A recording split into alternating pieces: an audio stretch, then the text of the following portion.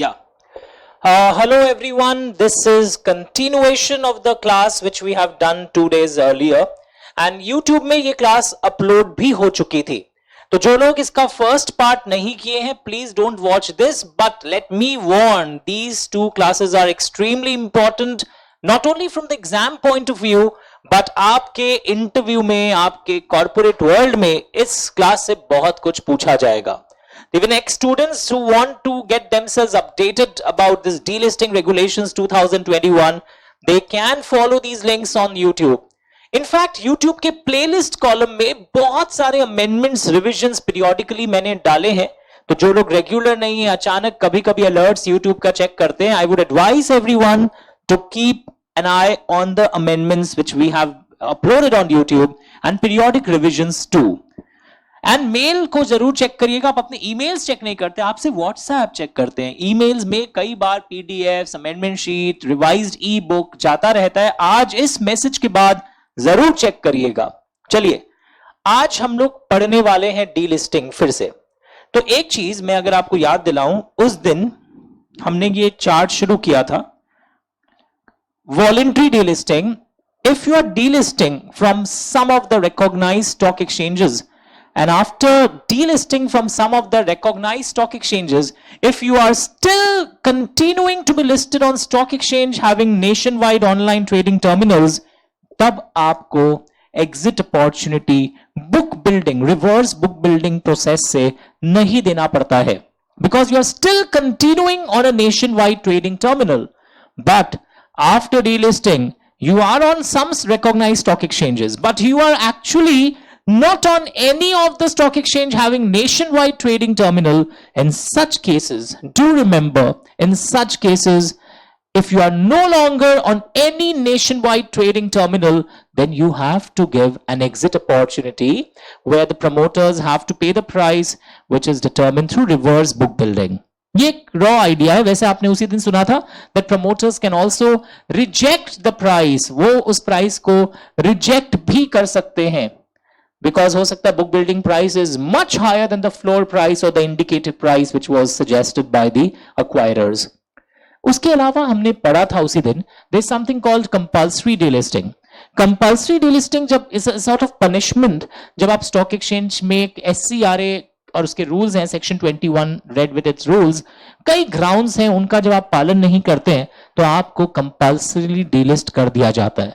So what is this 21 of SCRA rules? ये मैंने एससीआरए act में पढ़ाया था, वरना आप गूगल कर लीजिएगा, आपको बहुत सारे ग्राउंड्स दिखेंगे. तो आज हम पढ़ने वाले हैं कि वहां कंपल्सरी डीलिस्टिंग का क्या प्रोसेस है. That's of course easier. And यहां जो आप दिख रहा है ना, small company without exit opportunity, ये क्वेश्चन मार्क था. आपको लगता है कि स्मॉल कंपनीज, ऑफ कोर्स यहां स्मॉल कंपनीज का डेफिनेशन भी अलग है, आज देखेंगे कि स्मॉल कंपनीज, व्हेन आई से विदाउट एग्जिट अपॉर्चुनिटी, ये एक्चुअली रॉन्ग स्टेटमेंट है. Without exit opportunity through reverse book building process वो सही है, यानी यहां पर भी प्राइस दिया जाता है, बट स्मॉल कंपनीज में जो प्राइस डिटरमिन होता है वो रिवर्स बुक बिल्डिंग के थ्रू डिटरमिन नहीं होता है. एग्जिट अपॉर्चुनिटी है, but it is not through the reverse book building process, and इसका प्रोसेस comparatively easier है. and उसके अलावा मैंने उस दिन आपको बताया था that there are many other points also. if you see this chart, I'll just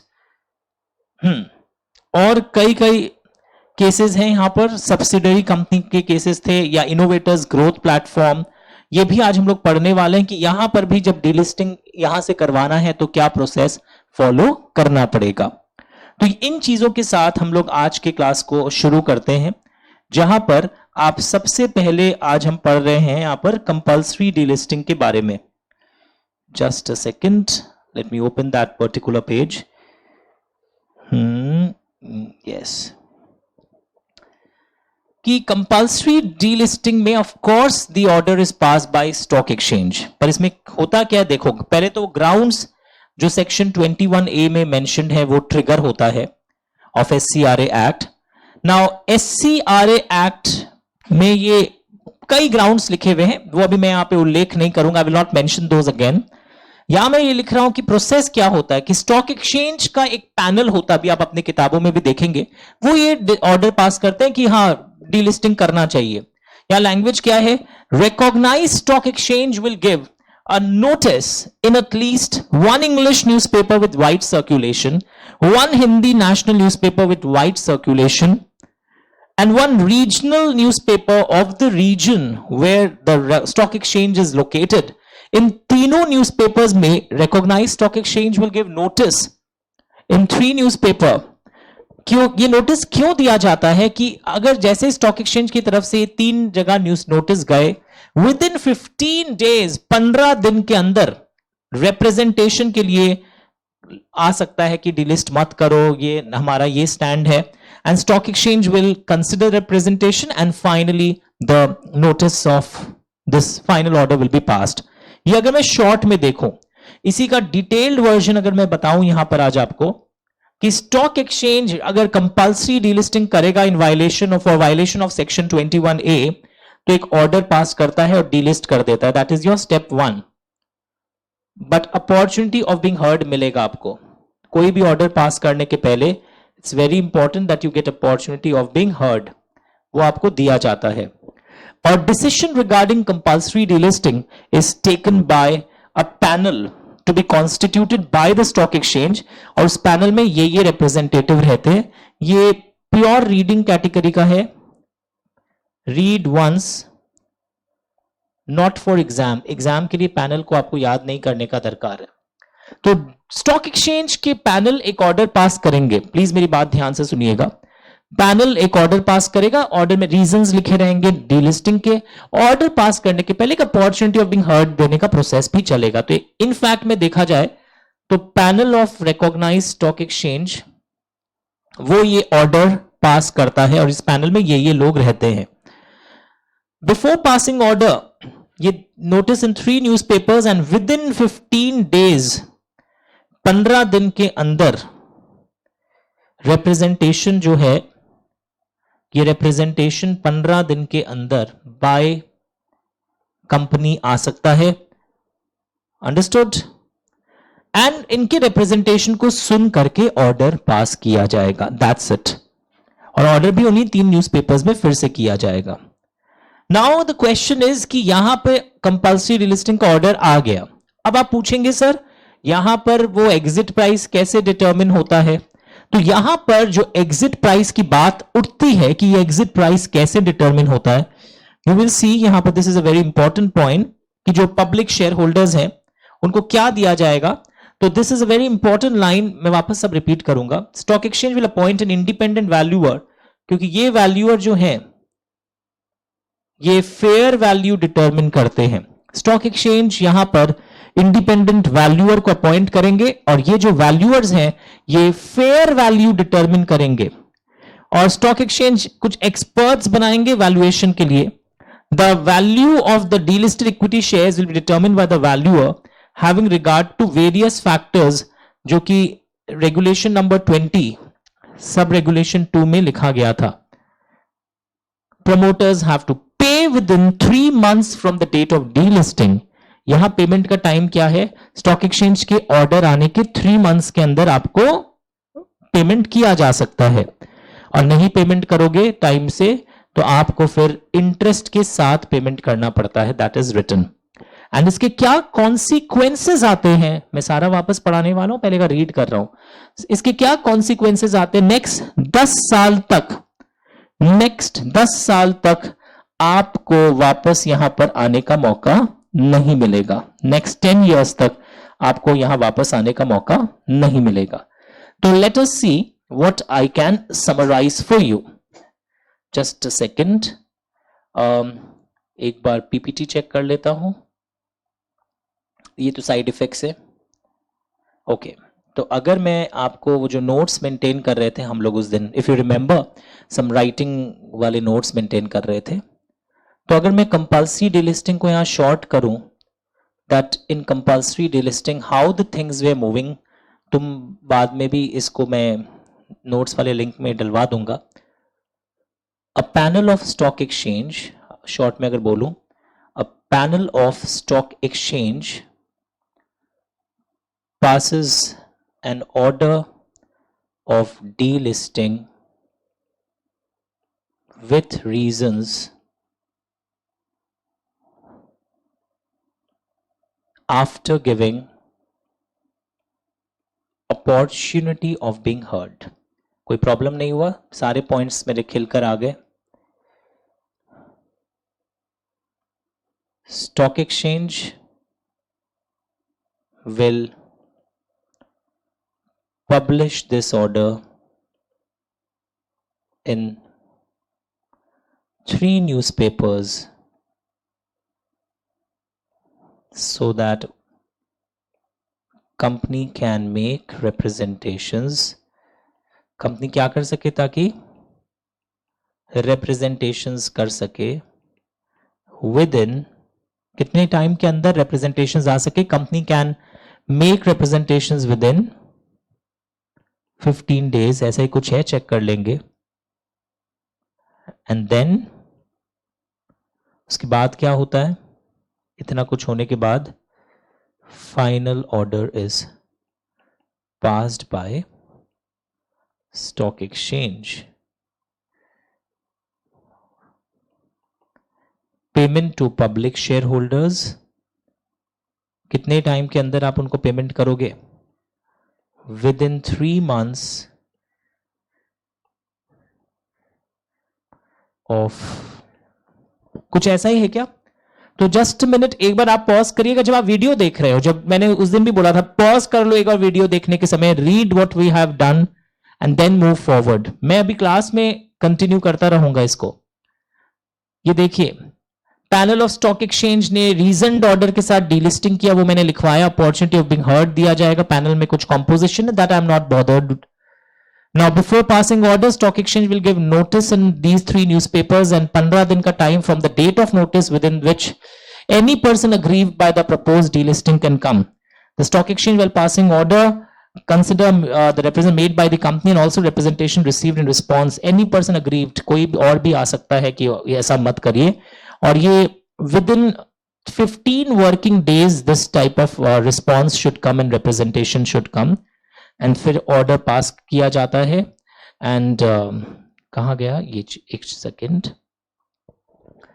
stock exchange publish the order so that the company can 15 working days कर देना इसको जरूर से. हाँ, 15 working days. Company and aggrieved party, जो भी aggrieved हो वो आके इसके लिए रिप्रेजेंटेशंस पास कर सकते हैं. Final order is pass, payment is made to public within 3 months of the order. Value is determined, fair value, एक fair value is determined by, यहां क्या देते हैं आप शेयर होल्डर्स को? एग्जिट अपॉर्चुनिटी के जगह एक वर्ड यूज हो रहा है, fair value is determined by. Payment 3 months के अंदर होना चाहिए. और ये देखो यहां पर क्या लिखा हुआ है, the fair value is determined by an independent valuer. They shall form a panel of expert valuers and from the said panel the valuer will be appointed. यानी कि इंडिपेंडेंट वैल्यूअर इन लोग अपॉइंट करेंगे. एक सेकेंड, ये जो independent valuer है ये कहां से अपॉइंट हुआ है? From the panel of expert valuers, who is appointed from the panel of expert valuers. तो फेयर वैल्यू का पेमेंट होना चाहिए और डीलिस्टिंग ऑर्डर के फाइनल ऑर्डर के 3 महीना के अंदर पेमेंट भी हो जाना चाहिए. Full page. So this is in short all the technical points of compulsory delisting जो एग्जामिनर आपके आंसर्स में ढूंढेगा. अब आप क्या करने वाले हो, इसको पॉज करके पहले लिखोगे ताकि मैं क्लास को भी आगे बढ़ा सकूं. You will pause this particular slide और take a screenshot when you are watching on the YouTube. अलग इंक लगाने का लॉजिक ये था ताकि ये पॉइंट्स आपके आंसर्स में रिफ्लेक्ट होने चाहिए. वरना क्या होता है, मोनोटोनस, जब टीचर एंड स्टूडेंट एक ही तरीके से एक ही लाइन से बस नोट्स मेंटेन करते हैं तो बोलते हैं क्या वर्ड आंसर में आना चाहिए था, आई फॉरगॉट. सो मेरे सारे वर्ड्स जो आंसर में आने चाहिए ये सॉर्ट ऑफ प्रेसी राइटिंग मैंने कर दिया है, सारे पॉइंट्स को यहां पर एक साथ अच्छे से क्लब करके. Is it fine? Very good. And side effect क्या है? नेक्स्ट 10 years तक आप वापस ये रीलिस्ट नहीं हो सकते. This is the side effect. तो फेयर वैल्यू यहां डिटरमिन होता है बाय एन इंडिपेंडेंट वैल्यूअर. यहां एग्जिट अपॉर्चुनिटी का स्कीम एज सच नहीं है. ओके, ले आउट डीके जी, आप पॉज कर लीजिएगा टू राइट इट. और वैसे नोट्स मैंने यूट्यूब के डिस्क्रिप्शन लिंक में भी दे दिया है। और एक क्या है, सारे शेयर्स जो हैं प्रमोटर्स के आपस में जो भी शेयर ट्रांसफर होते हैं वो भी एक बार फ्रोजन हो जाएंगे, यही सब लिखा हुआ है। Till the promoters provide an exit opportunity to public shareholders in compliance with Regulation 33, जब तक उनका पेमेंट ना हो जाए यहां पर फिर प्रमोटर्स लोग आपस में भी शेयर्स और ट्रांसफर नहीं कर सकते।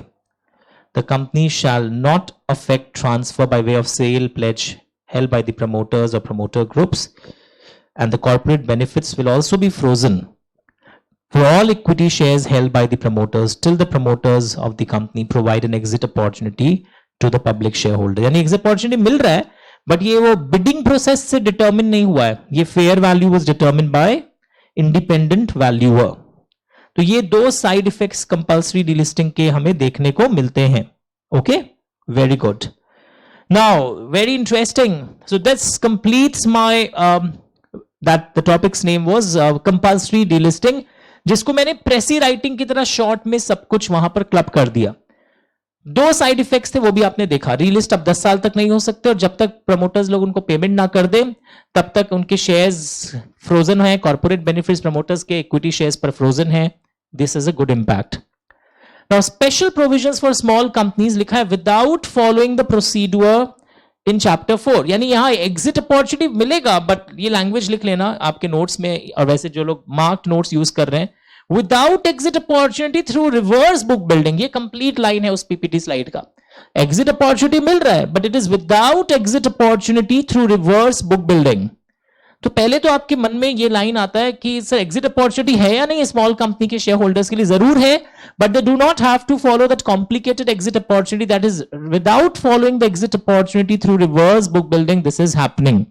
Now delisting of equity shares of small companies, सबसे पहले यहां पर स्मॉल कंपनी क्या होता है, इक्विटी शेयर्स इफ ये ऑल थ्री कंडीशंस अगर हमारे सेटिस्फाई हो, ऑल थ्री कंडीशंस मतलब कोई भी वायलेट ना हो, स्मॉल कंपनी तब माना जाता है। एक, इसका paid up share capital maximum 10 crore and इसका नेट वर्थ मैक्सिमम 25 करोड़, यानी कि 10 करोड़ एंड 25 करोड़ मैक्सिमम हो पिछले साल। ओके, और ये जो शेयर्स हैं ये फ्रीक्वेंटली ट्रेडेड नहीं है, ये इसके जो इक्विटी शेयर्स हैं पिछले 12 महीनों में, 12 मंथ में इसके जो number of equity shares on each stock exchange जो है पिछले 12 महीनों में, कहां से पिछला 12 महीना काउंट हो रहा है, बोर्ड मीटिंग के, उस बोर्ड मीटिंग में जहां डीलिस्टिंग प्रपोजल डिस्कस हुआ था, पिछले 12 महीनों में आपका जो number of equity shares traded है that is less than 10% of the total number of shares of the company. मतलब अगर मैं बोलूं आपके total number of shares of the company 10 lakh है और आपके जो नंबर ऑफ शेयर्स ट्रेडेड हुए थे वो सिर्फ 10,000 है, 10,000 सिर्फ हुए हैं आपके नंबर ऑफ इक्विटी शेयर्स जो पिछले 12 महीनों में before the date of the board meeting जहां पर आपका ये डीलिस्टिंग का प्रपोजल कंसिडर हुआ था, तो वो आपके नंबर ऑफ इक्विटी शेयर्स जो ट्रेडेड है that is less than 10%। Okay sir, अगर एग्जैक्टली 10 हुआ तब आप पॉइंट बी का उल्लंघन कर रहे हैं, आपको ये फिर चैप्टर का फायदा नहीं मिलेगा। स्मॉल कंपनी कहलाने के लिए अगर आपके equity shares A B C तीनों को सेटिस्फाई करें, सी क्या है, company has not been suspended by any of the stock exchanges having nation wide terminals वाले स्टॉक एक्सचेंज पर आपको कभी भी सस्पेंड नहीं किया गया था पिछले एक साल में, पिछले एक साल में नेशन वाइड टर्मिनल वाले स्टॉक एक्सचेंज से सस्पेंड नहीं हुआ था। मैंने फर्स्ट डे बताया था सस्पेंशन एंड डीलिस्टिंग में फर्क, तो तीनों क्राइटेरिया जब सेटिस्फाई होता है तब आप एक स्मॉल कंपनी है। तो पॉज करके इस मार्किंग को इनकॉर्पोरेट करिए with the board work. I'll wait for 30 seconds. ये लाइन बहुत जरूरी है, small company all three conditions. तो यहां पर चीजें थोड़ी इजी हो जाती है, फुल पेज करो।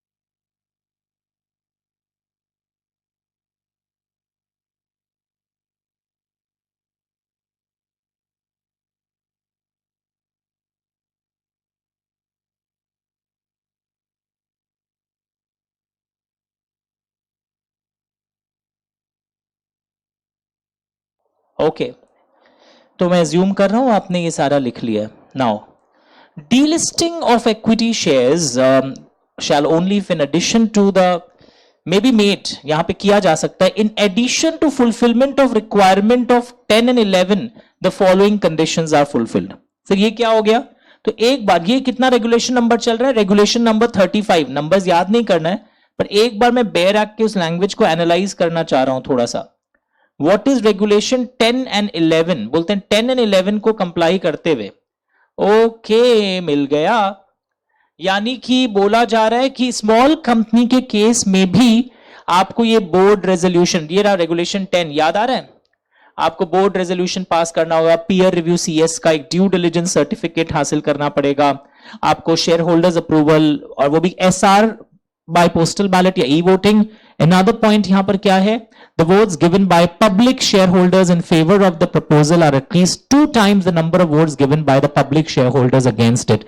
ये सारी चीजों का आपको हासिल करना पड़ेगा. तो in addition to, क्या लिखा है यहां पर? Just a second.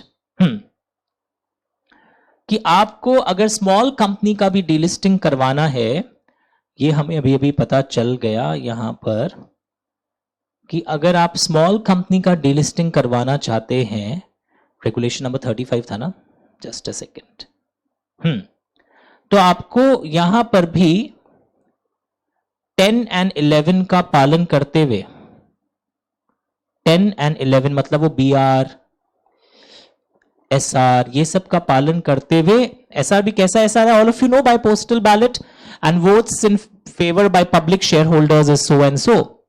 तो ये सारा मुझे करना पड़ेगा. Now appoint a manager to the offer and decides an exit price. Sir exit price आप बोले थे नहीं देना है. What did I say for small company? Exit price to reverse book building नहीं देना है, बट मुझे एग्जिट प्राइस तो देना ही पड़ेगा. एंड एग्जिट प्राइस कम से कम फ्लोर प्राइस के अनुसार होना चाहिए. और ये फ्लोर प्राइस बोला जा रहा है यहां पर कि ये फ्लोर प्राइस जो टेक ओवर कोड में रेगुलेशन 8 होता है कि मिनिमम इतना होता है, हाईएस्ट ऑफ द 3-4 डेटा, वो फ्लोर प्राइस होना चाहिए. यहां पर within the acquirer rights individually to all public share holders को, कि ये रहा, हम लोग इन्फॉर्म करेगा हम पब्लिक शेयर होल्डर्स को, हम डिलिस्टिंग करने का सोच रहे हैं. द एग्जिट प्राइस बताएगा together with the reason for this price, and please आप अपना कंसेंट दे दीजिए. यानी यहां पर सबसे इंपॉर्टेंट क्या है? कंसेंट हासिल करना. कंसेंट बार बार आ रहा है यहां पर कंसेंट हासिल करना जरूरी है. यहां पर आपको अक्वायर करने नहीं बोला गया है. The public share holders holding 90% और more will give their written consent to the proposal for delisting. Okay, यानी one of the fine points, अगर मैं स्मॉल कंपनी की डीलिस्टिंग का सोच रहा हूं तो बीआर पास होगा, एसआर पास होगा, और exit price is not through reverse book building. Exit price is equal to the floor price minimum, ज्यादा भले दे सकते हैं, and the floor price is according to take over code, and this exit price will be inform to public share holders. Next line ध्यान से सुनना. Consent of the public share holders holding 90% और more of the public share holding must give the consent. Okay, acquisition नहीं है यहां पर. 90% of the public shareholders holding 90% must give their consent. Or acquirer completes the process of inviting positive consent and finalizing within 75 working days from the first communication under clause C. यानी यहां पर 75 working days, ये जो मैं individual notice public share holders को दे रहा था, individual notice, देखो the word is individual notice, यहां से 75 डेज के अंदर मुझे 90% का कंसेंट पाना है. ओके, और नहीं करूंगा अगर पेमेंट, फिर मुझे पेमेंट भी कर देना है. Payment in cash, payment in cash with in, इस बार पेमेंट करने का टाइम क्या है? Payment in cash with in 15 working days from the expiry of 75 working days. मेरा पेमेंट भी हो जाना चाहिए. This is a very important catch. तो ये है हमारा कंडीशन कि अगर हम एक स्मॉल कंपनी है, स्मॉल कंपनी क्या है वापस बताओ. अगर मैं पूछूं स्मॉल कंपनी क्या है, अगर मैं अपने नोट्स में जाऊं तो स्मॉल कंपनी क्या है? वो paid up capital and net worth वाली criteria number 1. Number 2, frequently traded shares ना हो, आपका number of shares traded during the last 12 calendar months before the date of the board meeting जहां proposal for delisting discuss हुआ है is less than 10%, कुछ line आई थी. And next point क्या, last 12 महीने में आप कभी भी सस्पेंडेड ना हुए हो तो आप स्मॉल कंपनी माने जाते हैं. नाउ स्मॉल कंपनी में आप यहां पर देखोगे what are the points, BR है, एसआर है, ये सारे पॉइंट्स दिख रहे हैं. Exit price is not through reverse building, यहां पे एक फ्लोर प्राइस जो मिनिमम टेक ओवर कोड के अनुसार होता है उतना तो होना ही चाहिए, ज्यादा भले ही हो. Acquirer gives individual notice to public shareholders because here the objective is not acquisition of 90%. I have to get the consent of 90% of the public shareholders within 75 days of the first letter. Individual notice मैंने भेजा था. And then the payment should be made within 15 working days of the expiry of 75 days. तो इसका भी प्रेसी writing थोड़ा करोगे आप homework में, ठीक है. ये भी मैं लिख नहीं रहा हूं, पहले मैं चैप्टर को समझाने में अपना इन्वॉल्वमेंट रख रहा हूं. उसी तरह यहां पे लिखा हुआ है special provisions for companies listed on innovators growth platform, जिसको पहले हम बोलते थे इंस्टीट्यूशनल ट्रेडिंग प्लेटफॉर्म, कि इनोवेटर्स ग्रोथ प्लेटफॉर्म पर जो कंपनीज हैं और वो अपने आप को अगर डीलिस्ट कराना चाहती है तो इसमें दो चीज है. अगर आप इनोवेटर्स ग्रोथ प्लेटफॉर्म बेसिकली जो बहुत intensive technology based startup companies होती है उनके लिए बनता है. तो बोलते हैं provisions of these regulations will apply to the delisting of equity shares जो वहां पर लिस्ट हुए हो आफ्टर मेकिंग पब्लिक इशू, क्योंकि थोड़ी देर बाद मैं बताऊंगा कि if you are listed on innovators growth platform, क्योंकि वहां आप लिस्ट हो सकते हैं even without making public issue, तब ये डीलिस्टिंग के रेगुलेशंस अप्लाई नहीं करते. But if you are listed on innovators growth platform after making public issue, तो ऐसे सिचुएशन में एक बीआर भी है, एसआर भी है, ये सारी चीजें आपको सेम लग रही है. डीलिस्टिंग प्राइस में आपको एक फ्लोर प्राइस मिलेगा according to regulation 8 of the take over code. The post offer share holding of the acquirer along with persons acting in concert, post offer share holding यहां पे reach हो जाए 75% of the issued shares of that class and at least 50% shares of public share holders are accepted. Okay, 50% public share holders ने हाँ भी बोला हो तो ये एक्स्ट्रा रिक्वायरमेंट है. 90% रीच नहीं कर रहा, अगर एक क्वेश्चन आ जाए यहां पे the share holding reaches 75% and भी एक एक्स्ट्रा कंडीशन था कि 50% पब्लिक शेयर होल्डर्स ने यहां पर हाँ बोल दिया हो. तो ये सिंपल है. तो एक बार फुल पेज करो, बच्चे इसको कॉपी करेंगे. इनोवेटर्स ग्रोथ प्लेटफॉर्म, ये भी होमवर्क में लिखोगे आप, जैसे मैंने बाकी जगह आपको प्रेसी राइटिंग सॉर्ट ऑफ इंग्लिश सिखाया शॉर्ट करने का points. After making public issue अगर आप लिस्टेड थे यहां पर तब ये प्रोसेस फॉलो करना पड़ेगा.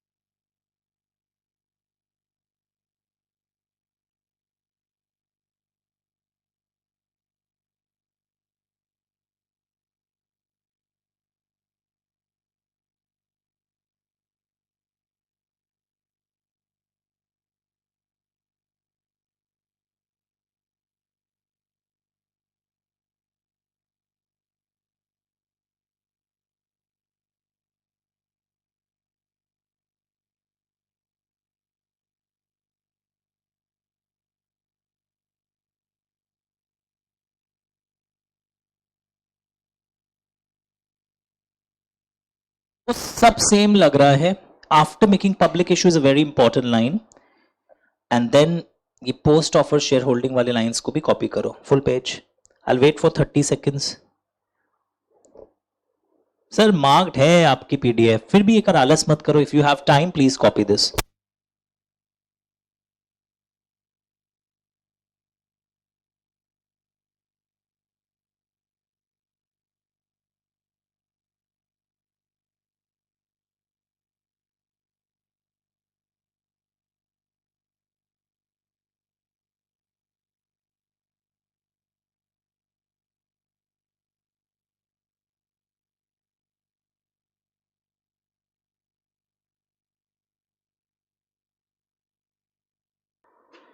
Now full page once.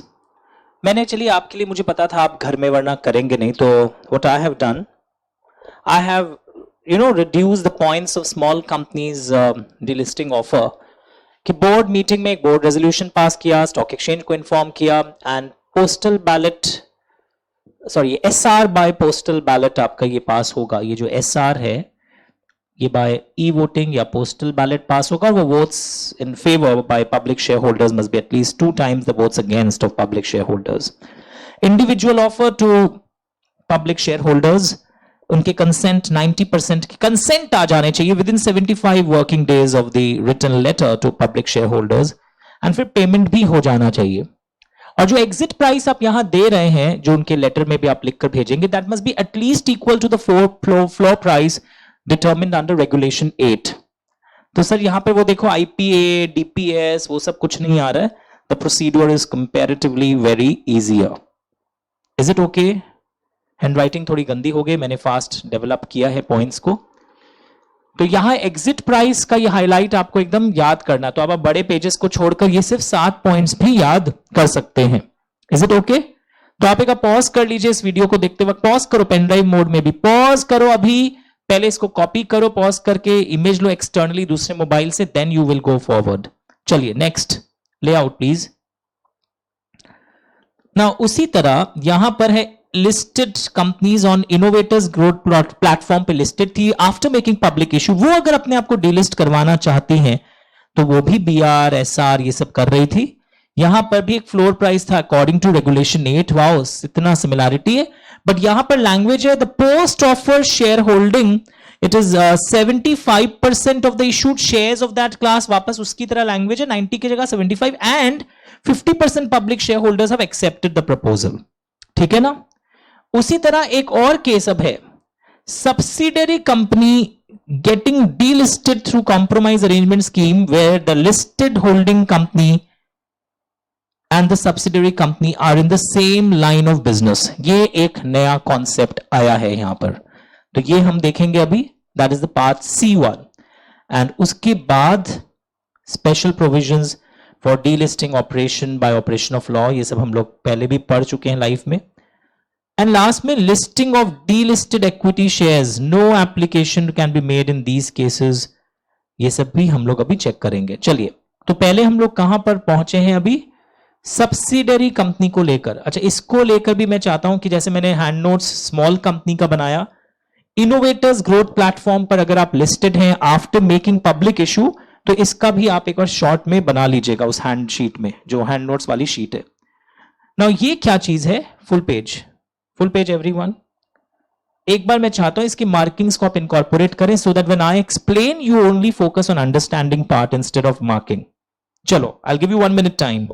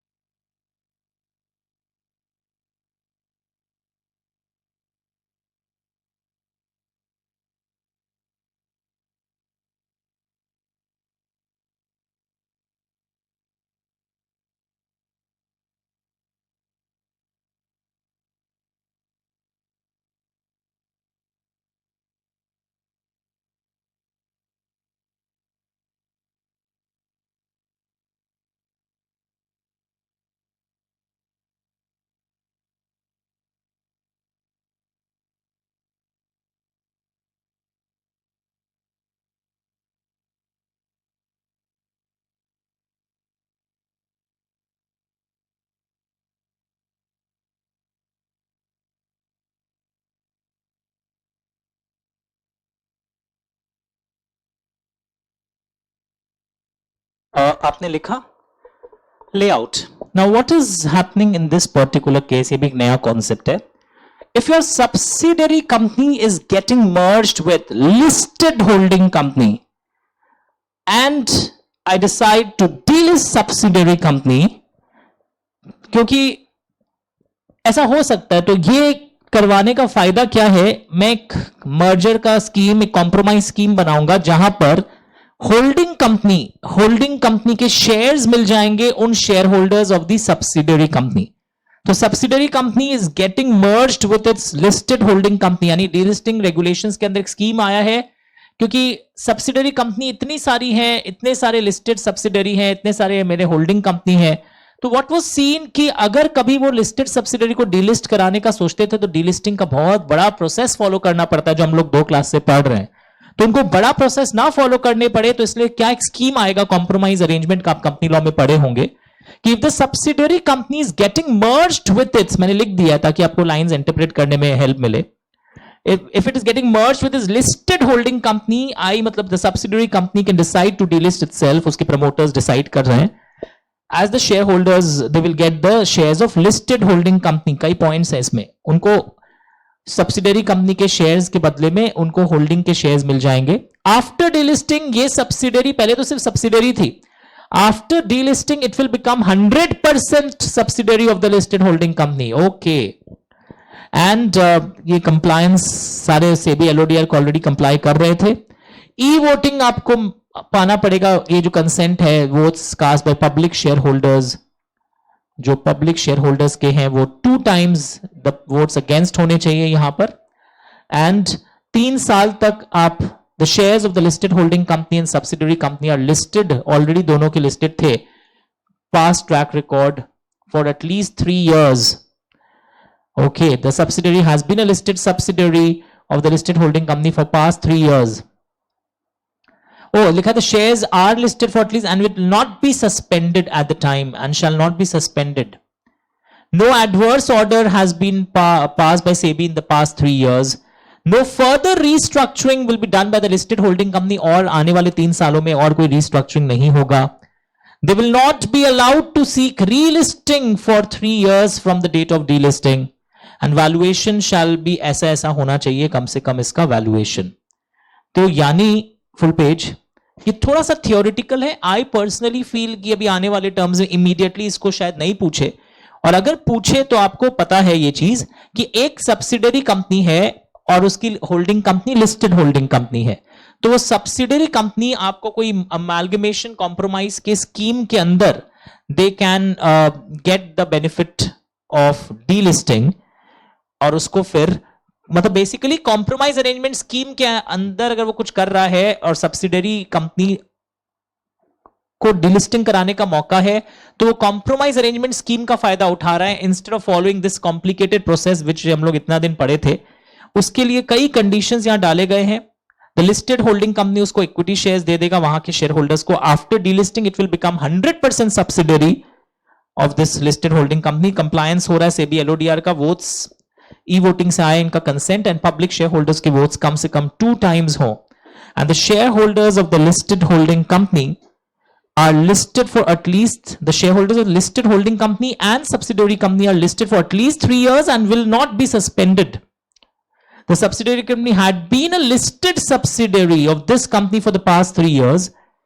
Oh, shares भी इसके लिस्ट पे, ये था shares पर, ये था past track record on the HS relation. दोनों अलग अलग चीज है, कोई एडवर्स ऑर्डर नहीं हुआ है, सब पास्ट पे ऊपर बहुत सारा है, और कुछ फ्यूचर कोई रीस्ट्रक्चरिंग नहीं होगा इसके ऊपर भी बातें आई हैं. रीलिस्टिंग भी नहीं होगा 3 सालों तक. पढ़ के देखिए, इनके शेयर्स लिस्टेड थे, इन लोग पास 3 साल से एचएस रिलेशनशिप में थे, कोई एडवर्स ऑर्डर नहीं हुआ इनके खिलाफ. अब वापस समझो ये स्कीम क्या है कि डीलिस्टिंग रेगुलेशंस फॉलो करने की जगह कॉम्प्रोमाइज अरेंजमेंट स्कीम के अंदर they can get the advantage. Start reading.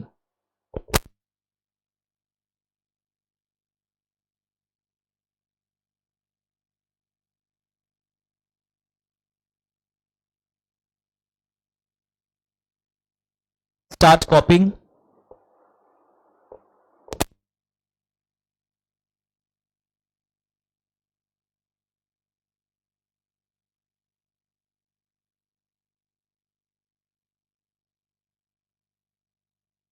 Start writing, start noting the points.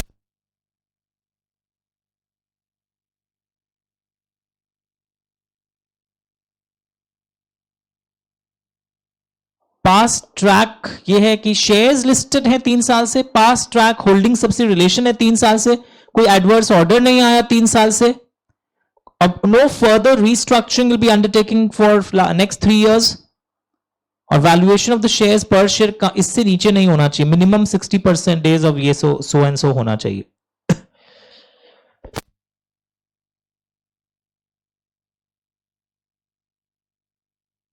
Okay, save हुआ है ना? Okay.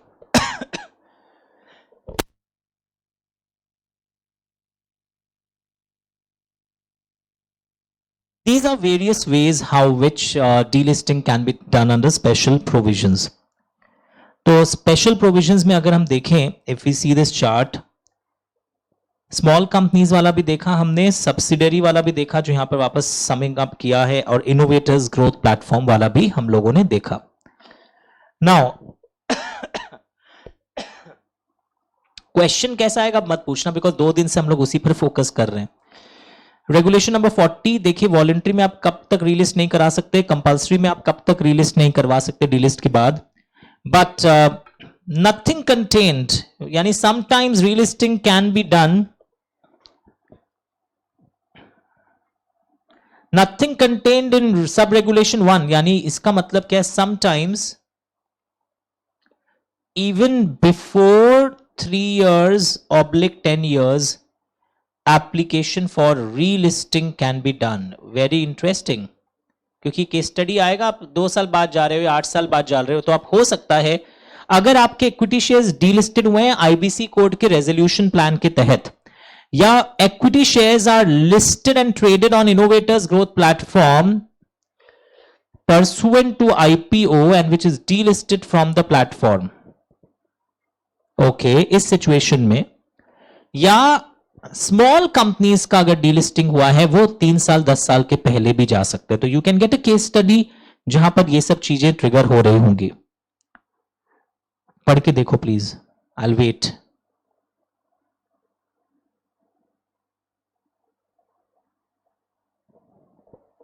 Start reading everyone.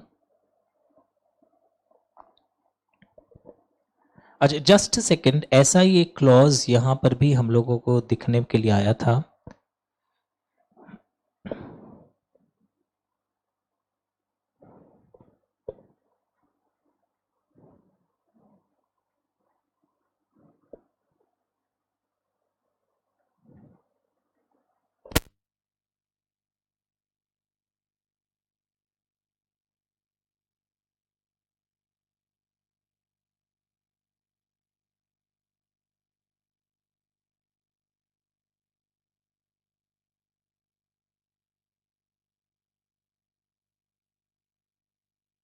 Start reading please. भी और रेजोल्यूशन प्लान वाले केस में भी अब वापस आ सकते हैं. Okay, sure. Now these portions I have already done that day. ये तो contents of public announcement and all these points there. Now the very first day I have discussed something very interesting with all of you. That is regulation number 20 मुझे दिखाना है, जो दिन हम लोग बात किए थे कि रिजेक्ट भी हो सकता है, उसके ऊपर कुछ मैं आपको यहां दिखाना चाहता हूं. Regulation number 20. अच्छा, रेगुलेशन पीछे जा रहे हैं हम लोग एक बार. उस दिन हम लोग पढ़े थे कि अगर आप एग्जिट अपॉर्चुनिटी दे रहे हैं तो बहुत कुछ करना पड़ता है. Regulation number 20 which I said is important, वो अब मैं डिस्कस कर रहा हूं. बोलते हैं फ्लोर प्राइस डिटरमिन हो गया, फिर एक प्राइस डिस्कवर होता है through reverse book building process. अब बिडर्स क्या कर रहे हैं ना, कुछ भी आंगड़ू बांगड़ू प्राइस लगा दे रहे, very high price they have arrived at. अब प्रमोटर्स का माथा घूम गया यार, एक तो कंपनी की हालत खराब है, मैं तो उभारना चाह रहा हूं, इन लोग अभी यहां पे कुछ भी प्राइस लगा दे रहे, तो promoters may not accept the discovered price. Suppose आपका फ्लोर प्राइस और इंडिकेटिव प्राइस जो आपने इंडिकेट किया था वो 140 120 के आसपास था, और डिस्कवर्ड प्राइस आया 1000 रुपया, तो प्रमोटर्स मे नॉट एक्सेप्ट. तो लिखा है after fixation of the floor price the discovered price will be determined through reverse book building process. Okay, the floor price will be determined according to regulation 8 of SEBI takeover regulations. बार बार देखें हम लोग. और यहां पर देखो, the acquirer will have the option to provide an indicative price in respect of the delisting offer which will be higher than the floor price. वो अगर कुछ इंडिकेट करना चाहता है कि मैं फ्लोर प्राइस से ज्यादा दूंगा तो indicative price can be higher. The acquirer will have the option to revise the indicative price upwards before the start of the bidding period. I can also revise my indicative price. The acquirer may deem fit, may pay a price higher than the discovered price also. खुश करना चाहे shareholders को, ये भी हो सकता है, इसमें कोई खास बात नहीं है. हाँ, ये बात पता चल गया कि indicative price will be greater than the floor price. Now, what do we see here in regulation number 22? आप लैंग्वेज ध्यान से देखिए, ये एक्चुअली ये वाला सबसे इंपॉर्टेंट है. द एक्वायरर, लैंग्वेज देखना. If point number 4 very interesting. अच्छा, पॉइंट 4 के पहले 22 देखो. The acquirer shall be bound to accept the equity shares offered in the delisting offer. Acquirer shall be bound to accept. अगर आपका discovered price floor price के बराबर ही आया या इंडिकेटिव प्राइस के बराबर आया, तब तो आपको लेना है. रिजेक्ट कब कर सकते थे आप? If your discovered price is higher than the floor price and indicative price किसी में से भी हायर है. एंड अगर आपका indicative price, if the price which you determine through reverse book building, it is higher than the floor price but less than the indicative price. Floor price से higher आ गया है ना आपका? हाँ सर, आपका जो फ्लोर प्राइस है उससे हायर है, लैंग्वेज ध्यान से देखो, but less than the indicative price. तो आपको फिर इंडिकेटिव प्राइस पर तो लेना ही होगा, क्योंकि आपने तो वो गारंटी दिया ही था, इतना तो हम देने रेडी है. लॉजिक अप्लाई करो. And last, they can reject if the discovered price is higher than the indicative price. मेरे इंडिकेटेड प्राइस से भी ज्यादा डिस्कवर्ड प्राइस हायर है. यानी अगर स्टेप 1 मुझे कोई बोले तो फर्स्ट पॉइंट में ये सबसे इंपॉर्टेंट पॉइंट है, that if the discovered price is higher than indicative price, I can reject. Language लिख देना, I can reject if the discovered price is higher than the indicative price. मैं reject कर सकता हूं. सर ये तो चलो ठीक हो गया. अब देखो ऊपर, अगर discovered price उतना ही आया जो floor price और indicative price है, ये इंपॉर्टेंट पॉइंट 1 है, ये इंपॉर्टेंट पॉइंट 2 है. तो ये आने का highest possibility, I am telling you, in delisting regulations, this is actually the most important one, that I can reject if the discovered price is higher than the indicative price. Sir ये तो बहुत अच्छा लगा कि ज्यादा आ गया तो हम क्यों ले भाई, तो उभार रहे हैं कंपनी को और आप तो बस मुंह खोल लिए मौके का फायदा उठाने के लिए. पॉइंट 2, अगर डिस्कवर्ड प्राइस भी उतना ही आया मेरे को तो लेना ही पड़ेगा. नेक्स्ट है पॉइंट 3, इसको बोलूंगा मुझे इंडिकेटिव प्राइस देना पड़ जाएगा अगर मेरा प्राइस जो डिटर्मिन है that is higher than the floor price but less than the indicative price, क्योंकि वो मैंने इंडिकेट करके वादा किया था. Okay, and most important now, if the discovered price is not acceptable to the acquirer, a counter offer may be made by the acquirer to public shareholders within 2 working days of the closure of the bidding period. और फिर से सारे अब मेरे timelines follow होंगे जो कि schedule 4 of these regulations पर दिया हुआ है. यानी पूरा फ्रेश अब हमारा बिडिंग होने वाला है. पहले के जो आए हुए रेट्स वो सब गए स्वाहा. And counter offer can not be, counter offer जो होगा, जो आप, if it is not acceptable I can make a counter offer, क्योंकि आप तो बहुत हाई बोल दिए. अब मैं एक ऑफर लाऊंगा, पर और एक ऑफर ये नहीं कि मैं बहुत कम ला दूं. It must be at least equal to the book value certified by the merchant banker. और ये जो बुक वैल्यू है, this is on the basis of consolidated and standalone financial statements.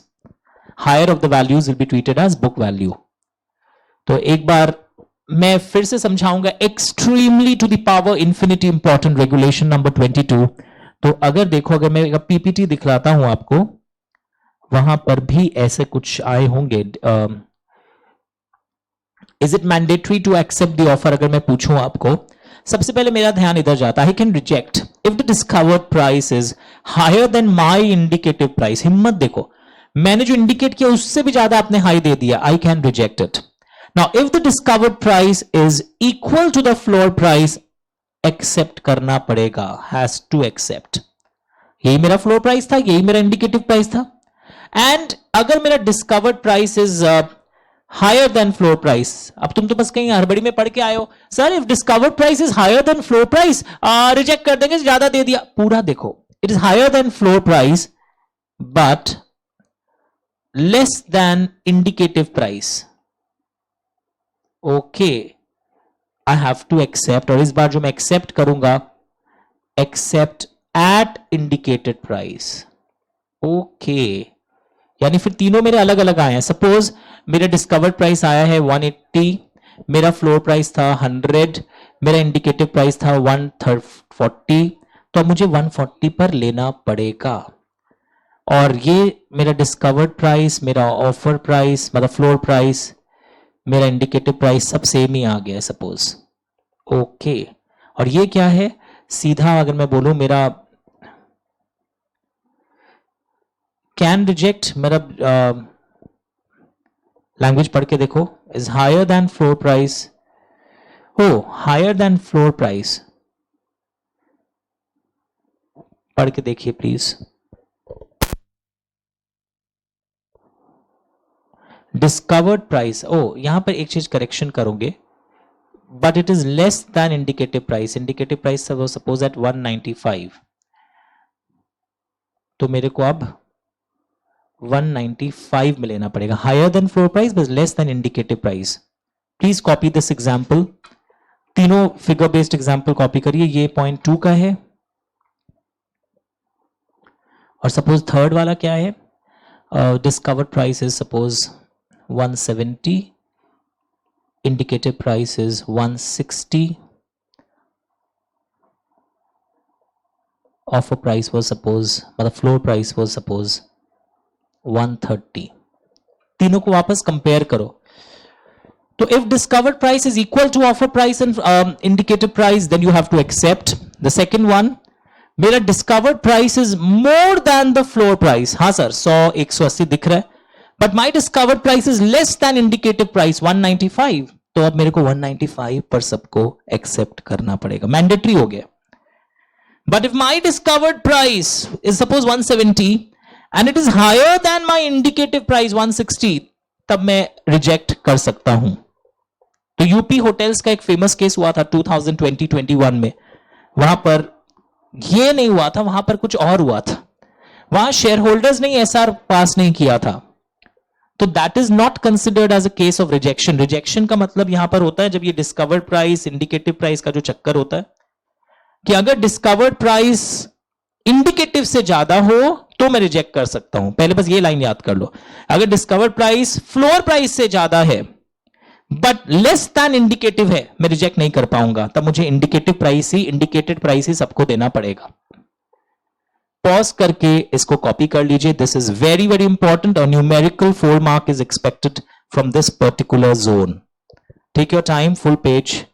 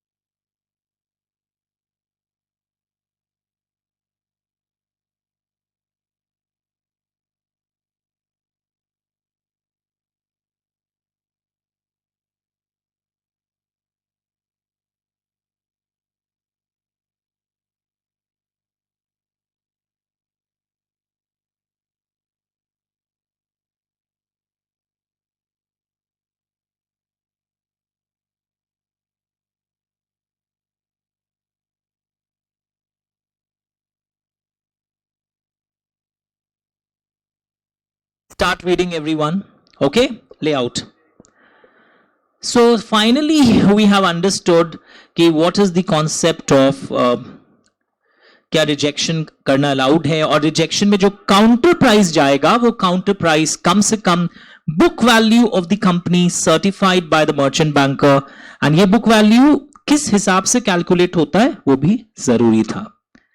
failure of the offer, the last part, the delisting offer we'll consider कि fail कब हुआ, failure कब माना जाता है. एक तो जो हम लोग को याद है, minimum number of shares which are to be tendered are not tendered. याद आपको, we have to acquire 90% of the issued shares of that class.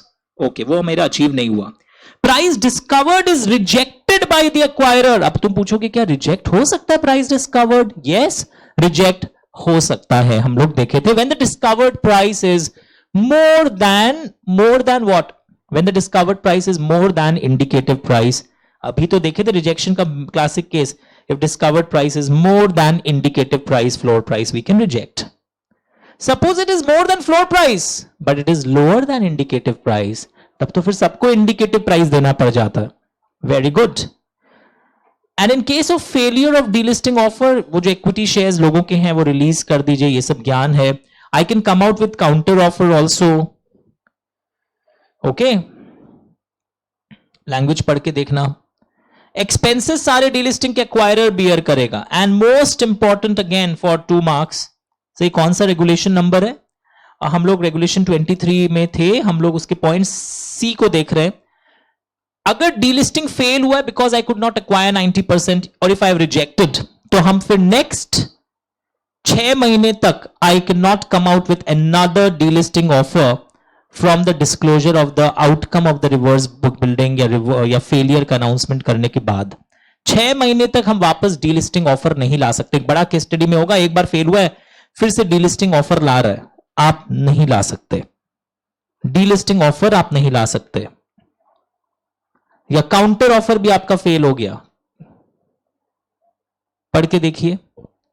From the date of making public announcement for the failure.